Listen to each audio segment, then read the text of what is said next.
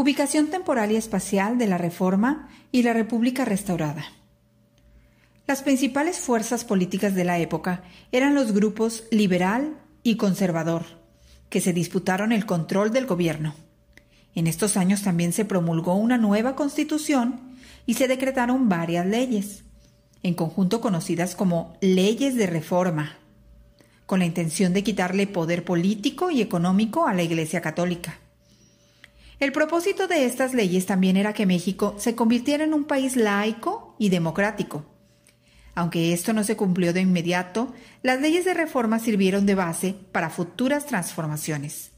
Asimismo, la lucha contra la intervención francesa fortaleció la soberanía mexicana frente a otros países. La palabra reforma hace referencia a cambiar, innovar o mejorar algo, con la intención de garantizar un orden a través de las leyes para que los integrantes de una sociedad satisfagan sus necesidades materiales, educativas, de recreación, entre otras. Laico, independiente de cualquier organización o confesión religiosa. Democracia, forma de gobierno en la que los ciudadanos tienen la posibilidad de participar en los asuntos políticos y elegir a sus gobernantes y representantes. Un dato interesante. A finales del siglo XIX se conmemoraba la independencia mediante fiestas cívicas, cuya finalidad era inculcar la historia de la patria y el culto a los héroes para fortalecer la identidad nacional. En estas conmemoraciones había piezas musicales, se leía un documento de la historia política de México, cantaban coros, se declamaban poemas, se entregaban premios, se leía un discurso oficial y se entonaba el himno nacional. Los ideales de liberales y conservadores. A mediados del siglo XIX, dos fuerzas políticas querían gobernar México. Ambos grupos tenían ideas opuestas, en la mayoría de los casos, acerca de las medidas que debían adoptarse para mejorar la situación del país. Estos grupos eran los liberales y los conservadores, a los que se ha considerado como partidos políticos, sin que lo hayan sido formalmente. Las luchas entre ambos grupos provocaron que en ese periodo hubieran constantes conflictos. Esto causó la inestabilidad del país y afectó su economía y desarrollo.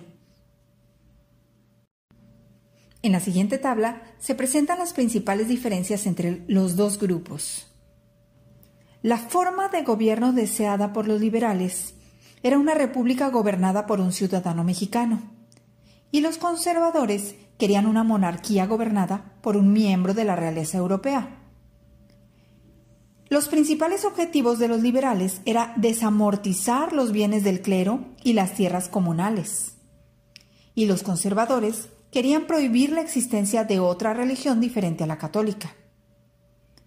Entre las propuestas de los liberales estaban los cambios en la educación, la libertad de expresión, el establecimiento del registro civil. Y los conservadores querían mantener los privilegios de la Iglesia, el ejército y los terratenientes. Desamortizar. Poner en venta mediante disposiciones legales las propiedades que no tuvieran fines productivos. La Revolución de Ayutla. En la segunda mitad del siglo XIX, México vivía una situación difícil. Algunos de los problemas consistían en que unas cuantas personas controlaban grandes extensiones de tierra y en la existencia de los caciques regionales que imponían sus intereses sobre el resto de la sociedad. Además, la mayoría de la población no tenía acceso a la educación y carecía de recursos económicos para invertir en actividades productivas. En 1853, después de haber ocupado 10 veces la presidencia, Antonio López de Santa Anna fue convencido por los conservadores de regresar al poder. Durante su mandato, varias de sus órdenes causaron descontento en la sociedad. Por ejemplo, eliminó algunos derechos y libertades individuales, persiguió a sus opositores y sancionó a quienes lo criticaban, con lo cual limitó la libertad de expresión. Además, clausuró el Congreso, vendió el territorio de La Mesilla a Estados Unidos y se apropió de los bienes y recursos de los estados. Una disposición que provocó gran inconformidad fue el decreto por el cual se autonombró Alteza Serenísima, y se otorgó poder ilimitado para gobernar durante el tiempo que creyera necesario.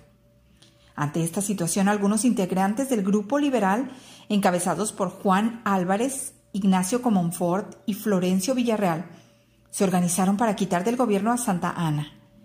En 1854, en el actual municipio de Ayutla, Guerrero, se proclamó el Plan de Ayutla.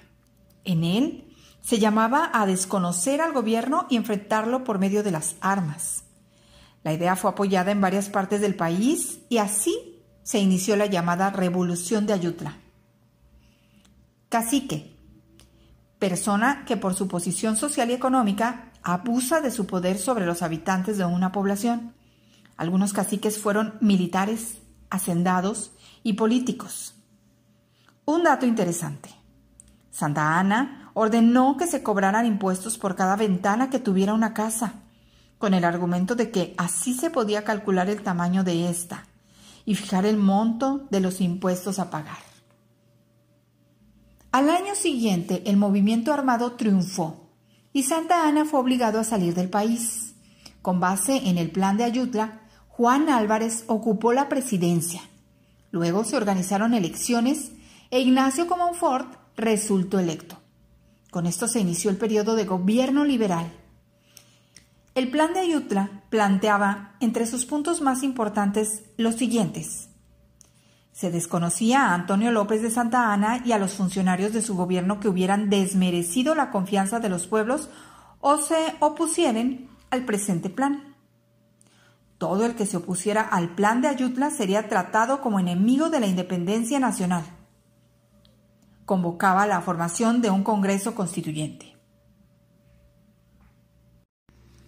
Un dato interesante. Al comenzar la segunda mitad del siglo XIX, se empezó a introducir el uso del sistema métrico decimal, adoptado ya en otras naciones. Su difusión fue lenta. Por ello, en las últimas 2 décadas de ese siglo, se impulsó su enseñanza entre la población. Sin embargo, todavía en la actualidad en algunos lugares se usan medidas como la pizca, el puño o la vara, en lugar de gramos, litros o metros.